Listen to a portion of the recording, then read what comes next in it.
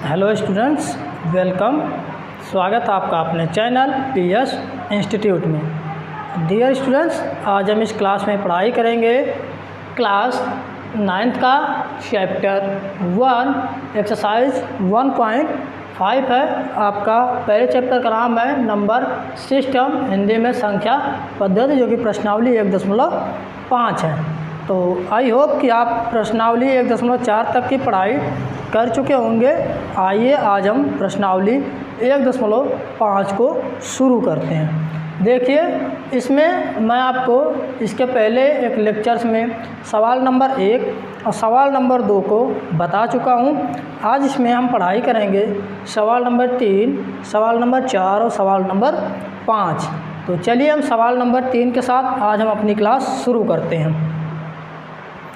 देखिए क्या कह रहा आपको, यहाँ पे कह रहा कि आपको याद होगा कि पाई को एक वृत्त की परिधि, मान लीजिए कि आपकी वृत्त की जो परिधि वो है सी और उसके व्यास मान लीजिए कि डी के अनुपात को परिभाषित किया जाता है, अर्थात पाई बराबर सी बटे डी है। यह इस तथ्य का अंतर्विरोध करता है कि पाई अपरिमेय है। इस अंतर्विरोध का निराकरण आप किस प्रकार करेंगे। यहाँ पे कह रहा कि यहाँ पे आपको दिख रहा है कि जो पाई है वह एक अपरिमेय संख्या है, जबकि आपको पिछले एक लेक्चर्स में आपको बताया था पाई जो है इसका मान होता है 22/7 और यह एक परिमेय संख्या है। जबकि यहाँ पे कह रहा है कि आप अपरिमेय संख्या है। इस अंतर्विरोध यानी जो इसके पक्ष में नहीं है उसका आप निराकरण किस प्रकार करेंगे। चलिए अब हम इसको हल करते हैं। यहाँ पे पाई का मान हो गया 22/7। आप देखिए यहाँ पे अपरिमेय ही आपको दिखाना है, तो हम यहाँ पे मान सकते हैं, इसको आप थोड़ा सा लिख लें। माना सी या डी में से कोई एक अपरिमेय है। आपको यहाँ पे थोड़ा लिखना पड़ेगा कि मान लेते हैं हम सी या डी में से कोई भी एक अपरिमेय है, तो हमें पाई एक अपरिमेय संख्या प्राप्त होगी। पाई एक अपरिमेय प्राप्त होगी,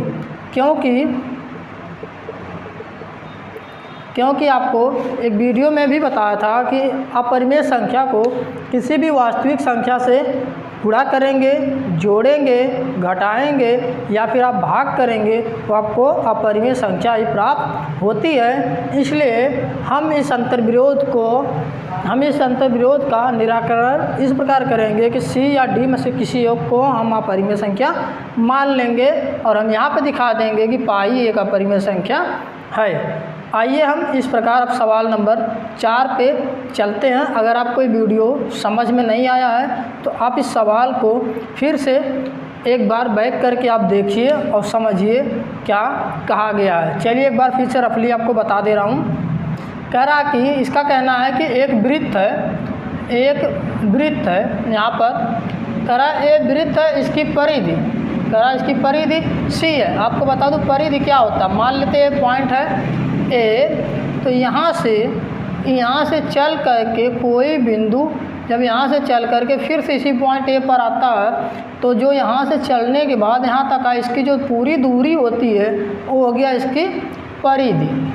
समझ लीजिए, यहाँ से चल करके यहाँ तक आने में जितनी दूरी तय करता है उसको हम उसके क्या कहते हैं, परिधि। और इसका व्यास जो है यहाँ से यहाँ तक की दूरी को हम कहते हैं व्यास है। मान लो ए है और यहाँ पे बी मान लेंगे, यहाँ पे मान लें बी, तो ए हमारा ए और बी क्या हो जाएगा, आपका व्यास हो जाएगा। तो आइए अब हम सवाल नंबर 4 पर आते हैं। परिधि और व्यास आपको समझा दिया हूँ, इसको बता दिया कि कैसे आप अपरिमेय करेंगे। आइए सवाल नंबर 4 को हल करते हैं। चलिए इसको इरेज कर देता हूँ मैं। सवाल नंबर 4 कह रहा है संख्या रेखा पर कड़ी में 9.3 9.3 को आप निरूपित कीजिए। चलिए 9.3 को निरूपित करने के लिए मैं आपको बता दूँ कैसे करेंगे। देखिए हम इसको हल कर रहे हैं, उत्तर 4 को 9.3 दिखाना है तो आप क्या करेंगे, एक नंबर लाइन खींचिए, लिखेंगे कि मैंने एक नंबर लाइन ए और बी खींचा जो कि है 9.3 इकाई में यहाँ पे मैं सेंटीमीटर मान लेता हूँ। यहाँ पे मीटर, आपको जो भी यूनिट समझ में आए आप लिख सकते हैं, तो मैं यहाँ पे सेंटीमीटर मान लेता हूँ।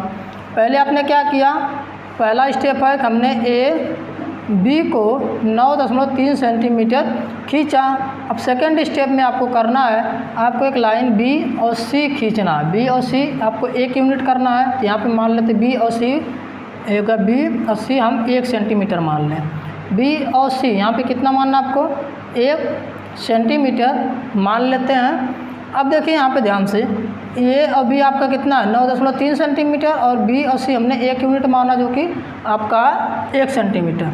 अब हम क्या करेंगे, अब थर्ड स्टेप आपको यहाँ पे अपनाना है। थर्ड में हम करेंगे यहाँ पे ए और सी का आधा करेंगे, ए सी का आधा। ए और सी का आधा अगर करेंगे तो आधा करने के लिए आपको बता दे रहा हूँ कैसे करेंगे। यहाँ पे आप गोला प्रकार की नोक रखिए और पेंसिल को आपको अपने समझ से इसकी, देखिए आपको देखिए 9.3 है, एक जोड़ेंगे 10.3 आएगा, यहाँ के 10.3। तो यहाँ से आप आधे से ज़्यादा हमें लेना होता है, दूरी कितना लेंगे, आधे से ज़्यादा। इसका हम अगर आधा करें तो लगभग 5.5 के आसपास आ जाएगा, 5। तो हम यहाँ पे क्या करें, आप गोला प्रकार में 6 सेंटीमीटर दूरी ले लीजिए। 6 सेंटीमीटर की जब दूरी लेंगे तो यहाँ से आप गोला प्रकार की नोक रखिए, इसको क्रॉस करिए इस वाले लाइन से, यहाँ पे ऊपर ले जाके कहीं क्रॉस करिए और फिर यहाँ पे रख करके इसको यहाँ पे रख करके आप इसको इस तरह काटिएगा। जहाँ पर ये लाइन कटेगी उससे लाके आप इसको मिला दीजिएगा। ध्यान रखिएगा कि अगर आप इस तरह नहीं कर पाते हैं तो कोई दिक्कत नहीं, आपको कुछ नहीं करना है। यहाँ से यहाँ तक की आधी दूरी पहले मापना है, आधी दूरी मान लेते, यहाँ पर आया तो यहाँ से जो आधी दूरी आपने माना, यहाँ से एक चाप लगाएंगे जो कि आप यहाँ से अर्धवृत्त बनाएंगे। ठीक है, आप क्या करेंगे, यहाँ से अर्धवृत्त बनाएंगे। अर्धवृत्त के बाद आप जहाँ से आपने सेंटर माना था उस सेंटर से एक लंब लाइन खींचेंगे जो कि इस वाले वृत्त को काटे। इस वाले वृत्त को क्या करना है, यहाँ से लंब डालेंगे, जहाँ पर ये काटेगा इसका नाम रख दीजिए, आपने रखा ए बी सी हो गया, इसका नाम रख लीजिए डी और यहाँ पर रख लीजिए ई। तो यहाँ पे जो दूरी है डी ई, ये आपकी हो जाएगी। थर्ड स्टेप हो गया आपका, ए सी का आपने आधा किया। और यहाँ पे फोर्थ स्टेप करेंगे, मान लेते फोर्थ स्टेप में आपको क्या करना है, ए और सी से अर्धवृत्त खींचना है। ए सी का अर्धवृत्त करना है, अर्धवृत्त। जब अर्धवृत्त हो गया, अब आपको 5 स्टेप में क्या करेंगे, यहाँ से एक लंब डालेंगे सेंटर से, जहाँ से आपने इसको आधा किया था, डी से आपको लिखना, डी से लंब। तो आपका जो 6th स्टेप में आ गया वो हो जाएगा डी ई लाइन हो जाएगी कड़ी में 9.3, ये आपका हो जाएगा उत्तर। ठीक है, आपको मैं इसको फिर से समझा दे रहा हूँ क्या क्या करना है। कह रहा था संख्या रेखा पर आपको कड़ी में 9.3 को दिखाना है। सबसे पहले आप एक लाइन खींचेंगे ए और बी को, ए और बी को आप 9.3 सेंटीमीटर मानेंगे जिसको आपको दिखाना है। इसके बाद दूसरा स्टेप करेंगे, बी और सी तक 1 सेंटीमीटर की एक लाइन और खींचेंगे, इसको बी को बढ़ा करके सी मान लेंगे। अब आपको ए और सी का आधा करना है, मान लेते हैं हम ए और सी का आधा कहाँ पे आएगा, डी पर। आधा करने के लिए बता दिया, इन दोनों की दूरी आप देखिए पहले 10.3 है, आधा करेंगे तो लगभग 5.25 के आसपास आएगा। तो आप करेंगे 6 सेंटीमीटर का चाप लीजिए, यहाँ से इसको ऊपर का क्रॉस करिए, यहाँ से ऊपर क्रॉस करिए, जहाँ पे कटेगा उसको आप मान लेंगे सेंटर। इस सेंटर से क्या करेंगे, आप यहाँ पे चाप लगाएंगे और अर्धवृत्त बनाएंगे। आप देखिए अगर मान लेते हैं ये आपकी एक लाइन है, अगर मैं इसको सेंटर मानूँ, यहाँ से एक गोला बनाऊँगा तो कुछ इस तरह गोला बनेगा। तो यहाँ पे जो बनेगा ये अर्धवृत्त है, नीचे वाले हिस्से को हम नहीं बनाएंगे, सिर्फ ऊपर तक करेंगे। तो यहाँ से जो आप काट रहे हैं तो ये वाली जो लाइन आपकी बन रही है डी और ये आपका हो गया कड़ी में 9.3। तो आई होप कि आप इसको समझ गए होंगे और आप इसको अब कर लेंगे। तो चलिए अब मैं आपको आज का ये अंतिम प्रश्न सवाल नंबर 5 ले लेता हूँ, तब तक इसको मिटा देता हूँ। सवाल नंबर 5 में कह रहा कि निम्नलिखित के हरों का परिमेयीकरण कीजिए। किसकी बात कर रहा है? हर का। क्या करना है? परिमेयीकरण करना। हर का परिमेयीकरण करना है। ये आपका सवाल नंबर 5 है। तो आप देखिए, आप जानते हैं कि ऊपर का ये जो भिन्न होता है, इसमें ऊपर का जो नंबर होता है उसको हम अंश कहते हैं और नीचे वाले को हर कहते हैं। तो हमें किसका परिमेयीकरण करना है? हर का। तो पहला हम ले लें, कह रहा 1/7 का परिमेयीकरण करना है। परिमेयीकरण में अगर कोई और प्लस माइनस नहीं होता तो सेम नंबर का हम ऊपर नीचे गुणा कर देते हैं। तो हर का परिमेयीकरण हो जाएगा, देखिए इसके साथ गुणा करेंगे तो हो जाएगा कड़ी में 7, और इसका जब आपस में गुणा करेंगे, देखिए दोनों नंबर सेम है। जब दोनों नंबर सेम होता है तो कड़ी हट जाती है और सिर्फ नंबर को लिखते हैं। तो हर का परिमेयीकरण आपका आ गया कड़ी में 7/7। यहाँ पर आपको समझा दे रहा हूँ, ये लिखा 1/कड़ी में 7 माइनस कड़ी में 6। अब हर का जब परिमेयीकरण करेंगे, यहाँ पे देखिए माइनस दिया है, तो जब परिमेयीकरण करेंगे तो आप बीच में माइनस का आप प्लस कर लेंगे। अगर यहाँ प्लस रहेगा तो आप माइनस का गुणा करेंगे, ठीक है। तो यहाँ पर जाएगा 6। आप देखिए ऊपर गुणा करेंगे तो सेम नंबर आएगा, कड़ी में 7 प्लस कड़ी में 6। नीचे हो गया a माइनस बी और a प्लस बी। पीछे आपको बताया गया है कि a और माइनस बी गुणे a प्लस बी का मान होता है a का स्क्वायर माइनस b का स्क्वायर। तो यहाँ पे हम डायरेक्ट अगर कर दें, a का स्क्वायर करेंगे तो 7 और कड़ी में 7 का देखिए यहाँ पे स्क्वायर करेंगे कितना हो जाएगा, अभी ऊपर बताया आपको, ये हो जाएगा आपका 7 माइनस जो हम 6 और 6 का स्क्वायर करेंगे तो कितना हो जाएगा 6।